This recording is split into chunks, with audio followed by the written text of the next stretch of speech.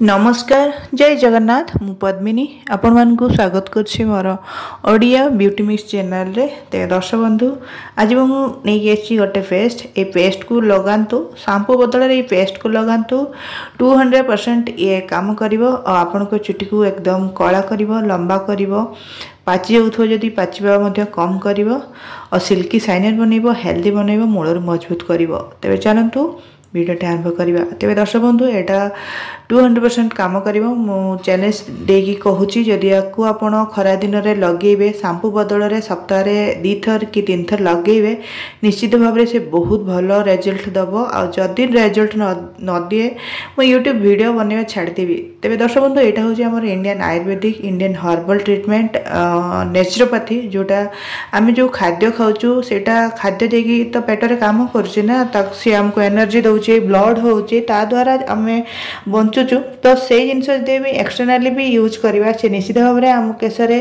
काम आसो, रिजल्ट दब, भल रिजल्ट दब और आपणकर केश समस्या दूर कर। तेणुक विश्वासर सहित निश्चय उपयोग करंतु। आपण से तेल लगाउछंती, मेडिसिन नौचंती चुटी को हेल्दी करने, तो से जो मेडिसिन लगाउछंती बा किना तेल लगाउछंती एई सब इनग्रेडिएंट्स सेती रहिछि।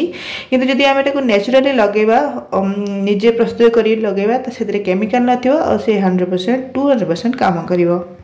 तेरे से आपणकर चुटी झड़ीबा समस्या हो बा चुटी पाचिबा समस्या हो बा चुटी जो आमर हेयर फॉल होची, चुटी झड़ीबा किंतु हेयर लॉस माने चुटी उपुड़ी जीवा जोटी आउ चुटी हुए नहीं पूरा चंदा भलिया हो जाए सेटा मध्य कमी जीव जदि याकू आपण ठीक भाव में अप्लाई करिवे। तेबे चलंतु जानवा से कौन कौन आम एड करवा जोटा कि निश्चित भाव में आपको घरे मिल जाव आपको माने बिना पैसा खर्च करके ये पेस्ट को बने पारे। तेज से मुझे ये गोटे ग्रीन पेस्ट जोटा आपको फ्रेश बनवा को पड़ो। फ्रेश बनईकि आपको चुटी अप्लाई करेंगे। जब भी मुंड धोवाई जी मुंड धोवा आगु आपको घंटे पाखापाखि मुंडे रखिने तापर सादा पानी में धोबे, बिल्कुल भी शैम्पू प्रयोग करें। तो से मुझे अल्प किछि नीम पत्र, ताठू बेसी नौची पिजुड़ी पत्र, एलोवेरा जेल आ नौची सदाबहार फूल। आपन जानिथिबे सदाबहार फूल पिंपल्स भी बहुत भलो। यार वीडियो भी ऑलरेडी मो चैनल रे अच्छी। ता सहित ये चुटी पाई भी बहुत भलो, चुटी को बढ़ई थाए, ग्रोथ करई थाए। ता सहित एठी मु नौची किछि तुलसी पत्र विषय रे ऑलरेडी वीडियो अच्छी, आपन जदि देखिथिबे ताले जानिथिबे। ता सहित एठी नबा हमें किछि बूट डाली राति रे बतरेई देबा। जो दिन ये पेस्ट बनिया को जाउजंती से दिन राति रे बूट डाली को बतरेई देबे। से बूट डाली को भलो भाबरे धोई धाई कि ए पेस्ट रे एड करेंगे। सी आपंकर शैम्पूर काम करिवो। ता सहित बेसन होची बूट डाली होता है। तो बूट डाली भी आम चुटी में बहुत भल, से चुटी को ग्रोथ दे था, मूलर साफ सुतरा रखी था आम स्काल्प को, जो द्वारा किसी इरिटेशन बा इन्फेक्शन हुए नहीं।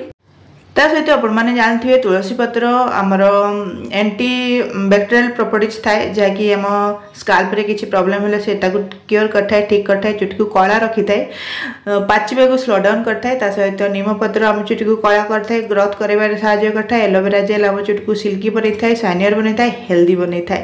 तेज मुंड धोवा आगु आपको अप्लाई कर नियंतु, घंटे पाखापाखि रखी दिंतु, छाड़ी दिंतु मुंडे। एवं खरा दिन आप निर्द्वंद्व आपको लगे पारे, बहुत गरम होची, आप को भल लगे आपको अप्लाई कले से कूल इफेक्ट दब आप चुटी रे आपको स्काल्प रे। एलोवेरा जेल मूलरू हेल्दी करता चुटी को। आपण मैंने यही इनग्रेडिएंट्स सब यूज करके देखिए निश्चित ऑलरेडी इन वीडियो अच्छी। तो से सब आम चुटी में बहुत भल।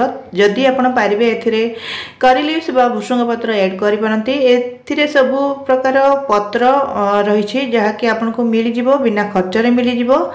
ता सहित आप किसी बूट डाली एठी प्रयोग करेंगे जोटा आपको घरे मिल जाव। तो बहुत कम खर्चे आप बहुत बेनिफिट देला भाया जिनिस माने ये पेस्ट होम रेमेडी जदि अप्लाई करेंगे निश्चित भाव में आपंकर चुटी समस्या धीरे धीरे कमी जीव। चुटी हेल्दी हम, सिल्की हम, शाइनियर हम, कला लंबा और मोटा हम। तेबे मु आपको ठकुनी, समस्ते चाहती ताकर चुटी कला हो, मोटा हो, लंबा हो, बिल्कुल भी झड़ुनी, हेल्दी हो, सिल्की हो, शाइनियर हो। यही होम रेमेडी आप घरे निजे प्रस्तुत करके बिना खर्चरे कम खर्चरे कौन से साइड इफेक्ट रे अप्लाई करके रिजल्ट पाई परिबे। मो आपनकर बेसी समय नौनी एथले वीडियोटी आशा करछि भल लागिबो। वीडियो भल लागिले लाइक करिवे, चैनल को सब्सक्राइब करिवे। नमस्कार, जय जगन्नाथ।